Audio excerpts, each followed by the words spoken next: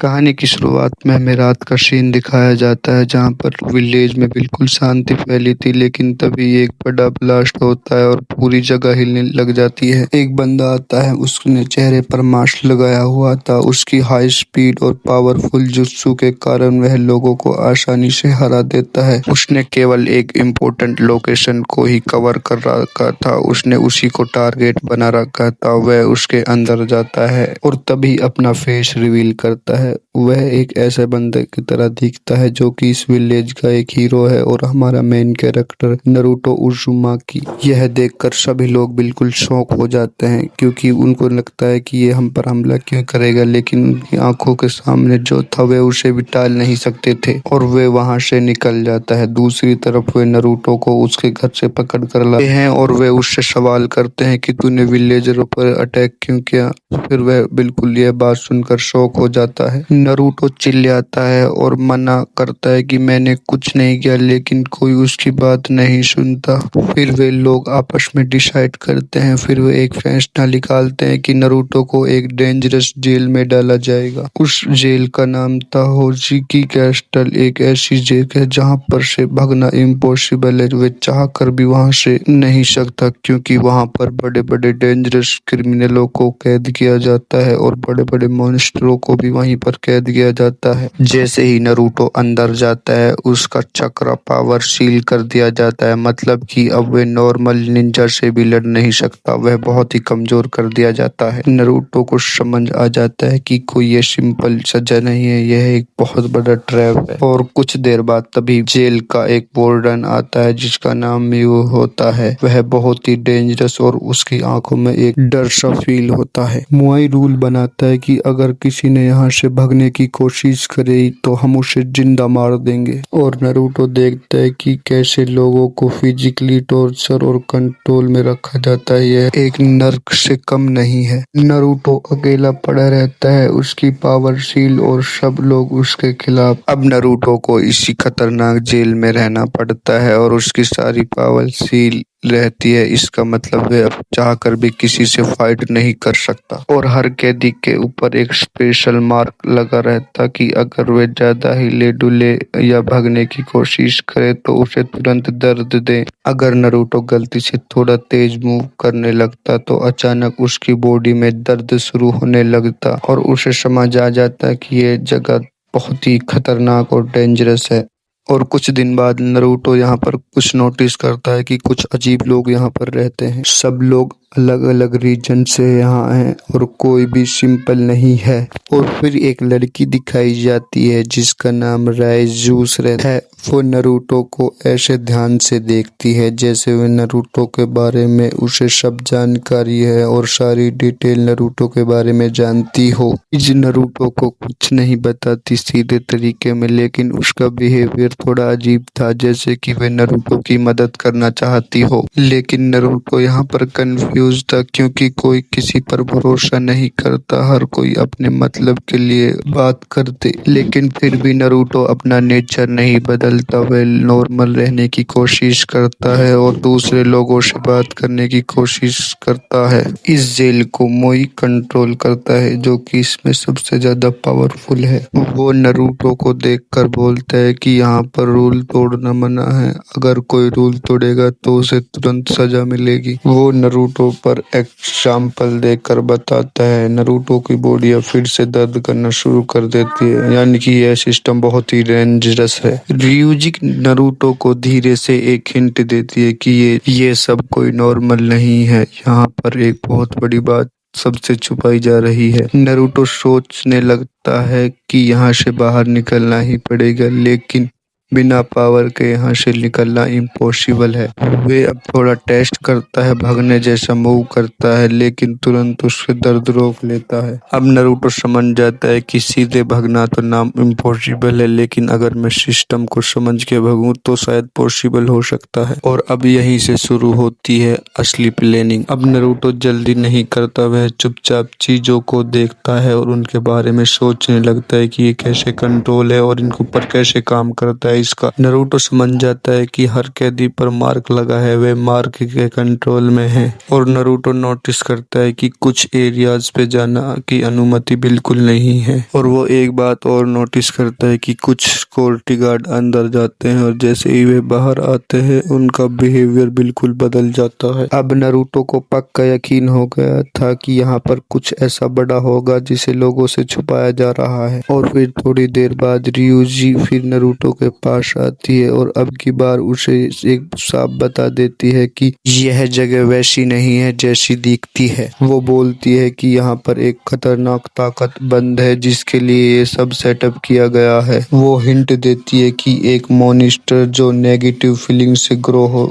करता है, अगर वो बाहर आए तो सबको खत्म कर सकता है, इतनी पावर है उसमें। नरूटो यह सुनकर शॉक हो जाता है लेकिन वह डरता नहीं है। वह डिसाइड करता है कि सच पता करके रहेगा। और दूसरी तरफ जेल के कंट्रोल करने वाला वह आदमी नरूटो पर नजर रखे बैठा था। उसे लगता है कि नरूटो अब एक प्रॉब्लम बन सकता है। उनका असली प्लान अभी भी क्लियर नहीं है लेकिन वो कुछ बड़ा करने की तैयारी में है और नरूटो उस प्लान का हिस्सा बन सकता है। नरूटो एक मौका देखकर रिस्ट्रिक्टेड एरिया की तरफ जाने की कोशिश करता है, चुपचाप बिना किसी के नजरों में आए। लेकिन अचानक सिस्टम एक्टिवेट होता है और नरूटो को फिर से दर्द होने लगता है। और मतलब कि अब वो सोचता है कि अब मैं पकड़ा जाऊंगा, लेकिन वह चुपके से वहां दोबारा उसी के पास आ जाता है। अब वो नरूटो समझ जाता है कि यह पूरा एक ट्रैप है। वो दर्द के बावजूद फिर भी हार नहीं मानता। वह डिसाइड करता है कि सच बाहर लाना ही होगा और अब होगा नरूटो का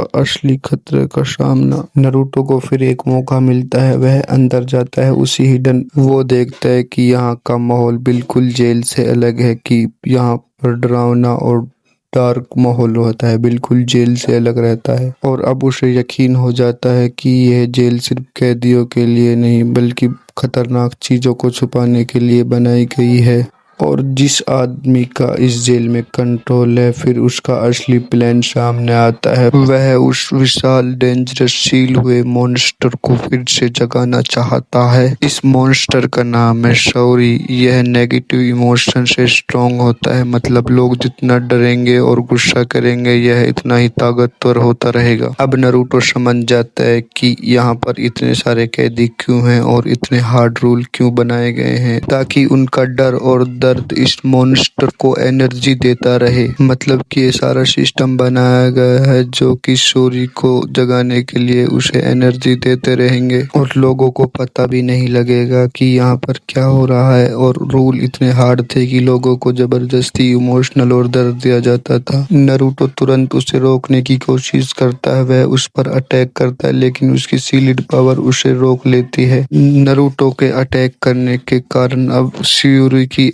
एनर्जी कंट्रोल से बाहर चली जाती है। वह एनर्जी पूरे जेल में फैलने लगती है, पूरा जेल कांपने लगता है। मॉन्स्टर पूरी तरह बाहर नहीं आया लेकिन इसका इन्फ्लुएंस फैल चुका है और जेल की सारी जगह टूटने लगती है। कैदी पैनिक से भागते हैं और गार्ड कंट्रोल खो देते हैं। नरूटो वीक होने के बावजूद भी लोगों को बचाने की कोशिश करता है, हालांकि वे पीछे नहीं हटता, लोगों को की पूरी कोशिश करता है। ryuji भी अब नरूटो की मदद करती है, वह मॉन्स्टर को रोकना ही उन सब का गोल बन चुका है। शिवरी भी अब पूरी तरह रिलीज होने के करीब है, अगर उसे अभी नहीं रोका तो वह सब खत्म कर जाएगा। नरूटो डिसाइड करता है चाहे कुछ भी हो जाए वह उसे जरूर रोकेगा। अब होगी शुरू फाइनल बैटल। शिवरी अब पूरी तरह से सील को तोड़ देता है, उसका रूप बहुत ही डरावना होता है और उसकी एनर्जी पूरे एरिया में फैल जाती है। पूरी जेल टूटने लगती है, हर तरफ डिट्रैक्शन ही डिट्रैक्शन, कोई कंट्रोल में नहीं।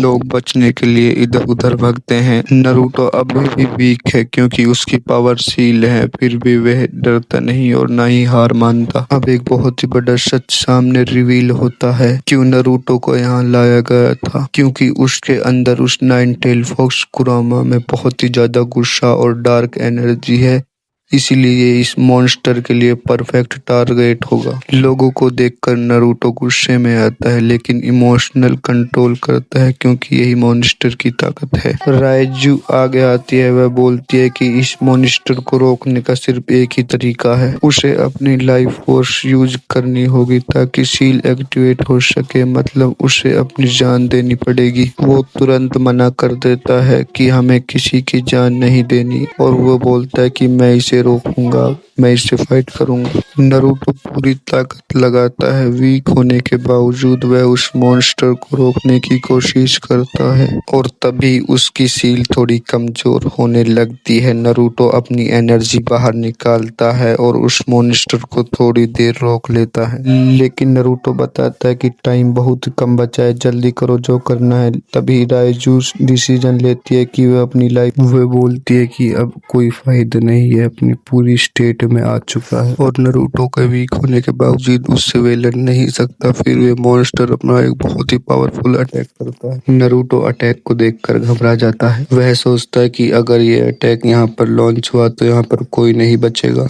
अटैक लगता भी है लेकिन तभी सबको बचाने के लिए एट टेल आता है, वह सबको सेफली बचा लेता है और अटैक को डॉज कर देता है। वह मॉन्स्टर को एक पंच मारता है, मॉन्स्टर बहुत दूर जा गिर पड़ता है। नारुतो उसका शुक्रिया करने के बजाय उससे पूछता है कि तुम यहाँ कैसे है। फिर वह बताता है कि हमको इस फाइट की फील की एनर्जी विलेज तक हुई जिससे हम प्लान बनाकर सब लोग यहाँ पर तुम्हारी मदद करने आए और इस मॉन्स्टर को हराने आ गए। नारुतो उनको देखकर बिल्कुल शौक हो जाता है, वह उनको बताता है कि इस मॉन्स्टर को हराना इम्पॉसिबल है, लेकिन ककाशी कहता है कि इम्पॉसिबल को पॉसिबल ही तो करते हैं हम लोग साथ मिलकर। सारे लोग नारुतो को देखकर बहुत ही खुश हो जाते हैं, नारुतो भी बहुत ही खुश रहता है। फिर वे बताते हैं कि हमसे बहुत बड़ी गलती हो गई थी, हमें इनके प्लान के बारे में थोड़ा बहुत भी अंदाजा नहीं लगाया था, इसलिए हमको माफ कर दो। नारुतो मान जाता है। नारुतो को उसका हेड बैंड लड़की लपकाती है, फिर नारुतो हेड बैंड को लेता है और पहनता है। फिर वे बोलता है कि तैयार हो एक धमाकेदार फाइट के लिए, सब बोलते रेडी है। नारुतो को वही कर नारुतो बिल्कुल रेडी कर देते हैं। नारुतो बताता है कि इस पे सिर्फ सेज मोड ही काम करेगा और कुछ करने का कोई फायदा नहीं है। नारुतो इन सब को बोलता है कि मैं अपना सेज मोड चालू करने वाला हूँ, मेरी प्रोटेक्ट करना और इससे इतने तक मेरा सेज मोड